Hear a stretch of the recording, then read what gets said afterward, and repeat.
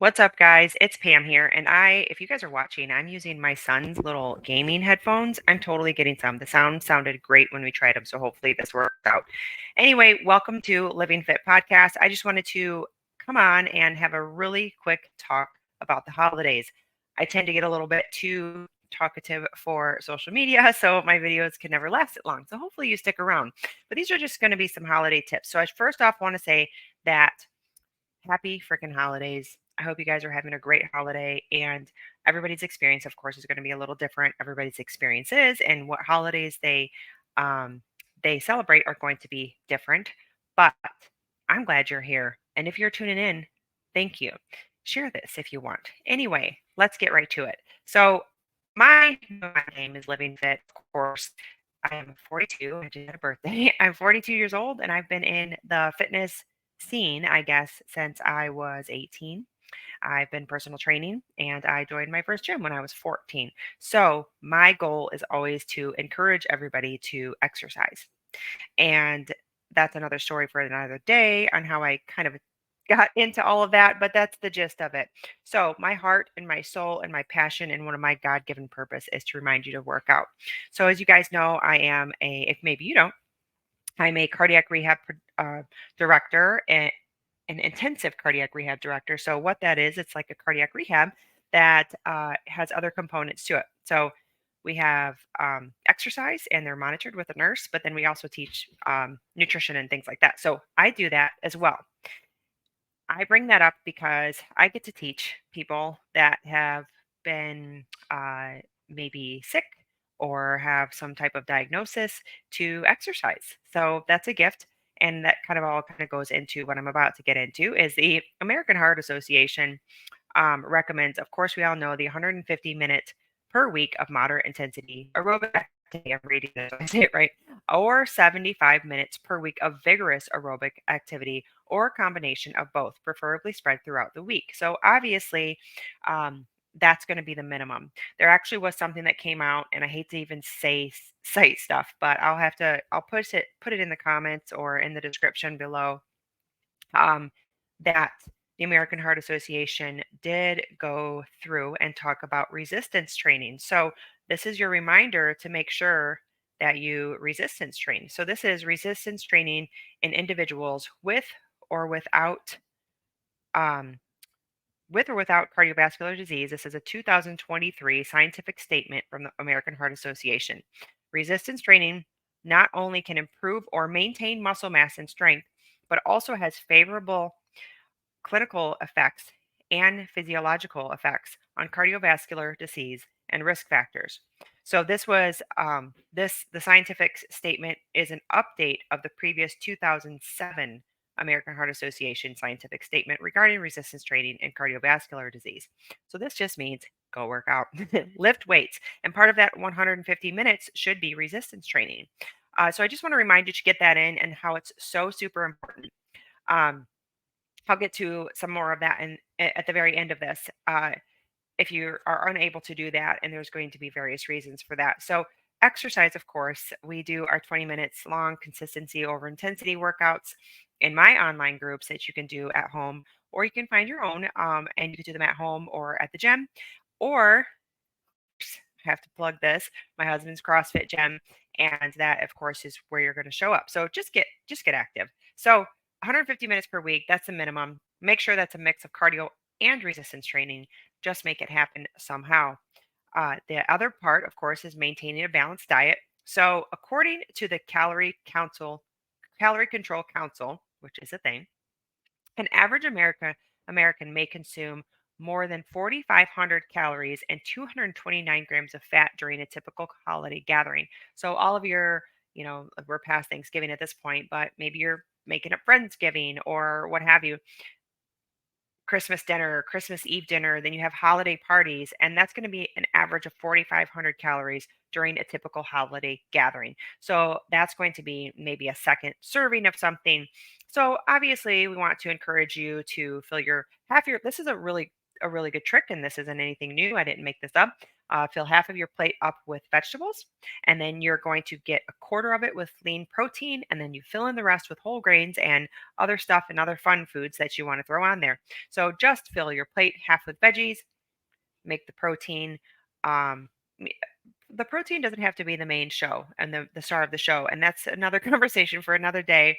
We all know that we need to get between, you know, about 1 gram or so per pound goal body weight, but it doesn't need to be the main star of the show in your plate when you're eating. So when you're at holiday gatherings, just fill up your plate with veggies, or like my coach used to say, make love with the veggie tray. Or what I like to do is I like to just bring something. So I'll bring a big salad that I know that I love, just in case there's foods that I don't eat or don't want to eat or don't love to eat or can't eat because I have a severe dairy sensitivity. So if there's like dairy in anything, I just try to stay away. It makes me feel really yucky, very inflamed. So that's going to be maintain your healthy, balanced diet, manage stress, and prioritize sleep. So here's a fun fact: the American Psychological Association found that 38% of people say their stress level increases during the holidays. Of course, we all know that. So holidays can be very stressful. Make sure that you are practicing stress management. That's actually one component of an intensive cardiac rehab is we do teach our patients stress management. So I hope that you're getting some of that in too. I actually just recently sent out a 10-minute yoga video that I did and I liked, and it was very gentle yoga. You don't have to do yoga for stress management. Stress management can be anything that you love to do that is helps you not stress as long as it's not harmful. So you could be reading a book. It could be some people like to meditate. Some people like to read scripture. Some people like to walk in nature. Whatever works for you, just practice stress management and prioritize your sleep. We all know some sleep tips. Make sure you get off your phone a couple hours before bed, or at least I would say an hour would be realistic. Make sure that blue light's not in your face. We like to put a lot of um, dim lights upstairs in our sleeping space. So when it's dark out, we have kids sports, so sometimes it's hard to get around.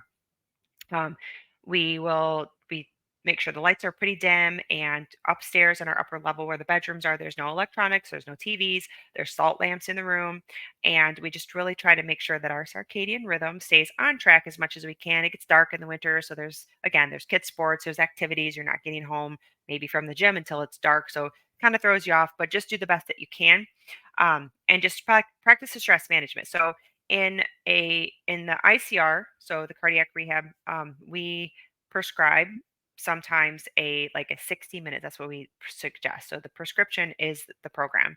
The suggestion is to make sure that you get 60 minutes of stress management a day. I personally can't sit down for 60 minutes. It's a big no for me. It's really hard for me to do that. So you can break that up into 10-minute increments. So that works the same way as exercise does. You can get in a 10-minute yoga session or a stretching session or a mobility session or whatever you need to do maybe after your exercise in the morning. And then you can maybe in the afternoon, maybe you can sit down and you can read a book for 5 minutes, check out, put your phone away, maybe talk to a friend. That's stress management as long as you're talking about something positive. Um, and then maybe in the evening, when you put your phone away before you go to bed, read a book. So that's going to be about 30 minutes. So find ways to practice stress management, gentle stretches, deep breathing, that kind of thing, whatever works for you that is going to not trigger stress. So don't turn to substances or anything like that, of course, for stress management, and don't turn to food. That's obviously something big that we don't want to do. So with all of that said, my one topic I wanted to come on and remind you about is the holiday stressors, of course, and we need to practice the stress management. But know that in my space, I'm always go work out, love you, go work out, because it's true, and we have to prioritize our health. And that does look different for everybody, but every single person in all the land needs to be moving, and they need to be resistance training in some capacity. And that's again going to look different for everybody. And that's why they make machines in the gym. Well, and maybe that's not why now, but that's one very good way to use the machines in the gym is if somebody can't do a body weight exercise, you pick up a lighter weight or you go to an exercise machine. Go to Planet Fitness and do the circuit a few times through. Um, and go really light. There's to get proper form and work your way to body weight exercises, and then get bands or in the mix, and then go to the extra weight added. So you want to make sure that you're doing something, and maybe somebody's bedridden and they can only move their legs and they can only move their arms. And I can relate. When I had hip surgery, I had physical therapy, of course, and I was blessed to do that, but I had to sit and lift my leg with a leg lifter and do exercises. So there's always something to be done. You just have to make your mind up to do it. Same thing with eating. And don't get discouraged because we all pick at the foods. None of us are perfect. What is it? I think it's like 5 to 10 pounds people gain every year during the holidays. Maybe it's 8 pounds. I don't know if that's 5 to 10 that fall in there. And a lot of people don't ever lose it. So just try to be mindful of that. And if you gain the 5 pounds and you had a lot of fun doing it and you're still staying active and it's just from the added sodium and maybe, a few extra calories here and there, honestly, the stress about stressing over those few 5 pounds sometimes is a little bit worse. It just depends where your fitness level is. I wanted to bring this to you as well as something I see in the fitness space again. As a young trainer, when I was in my 20s, of course, without kids and a lot of, I didn't have a lot of excuses not to be in the gym. I would say, go hard or go home, do it anyway. But I understand that that's not really always the case. I do also understand what it's like to have setbacks, and I know what it's like to make your mind up and do something. And I know that it's hard. So just know that I guess the whole point of that was to say that everybody's something is going to look a little bit different.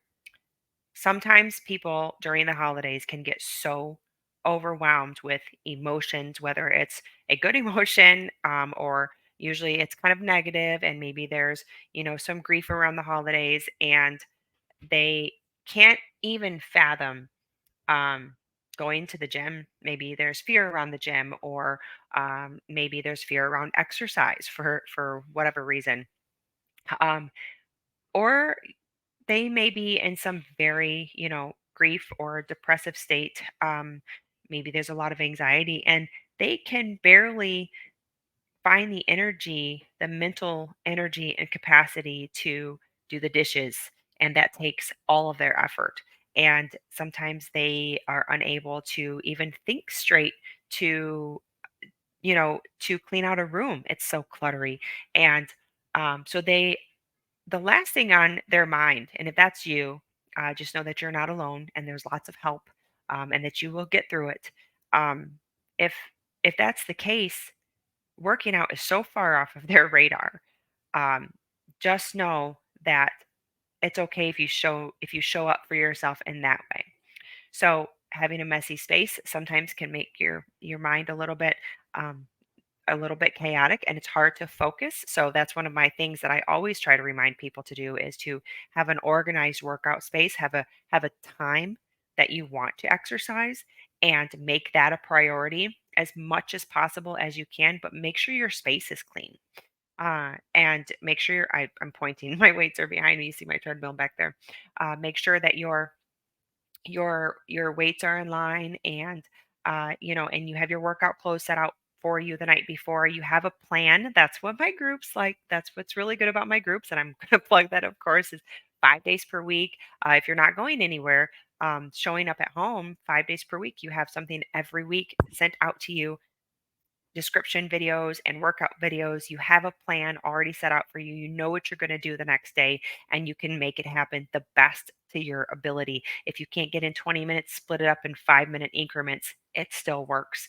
But the whole point is to make sure that you understand and not judge other people around you. Of course, stay in your own lane, focus on your own journey, but if you are in a space where you're just like so overwhelmed, you're like, I've gained all this weight and I'm never going to lose it back. First of all, talk positively, but also understand that sometimes showing up means today I'm going to clear out my space.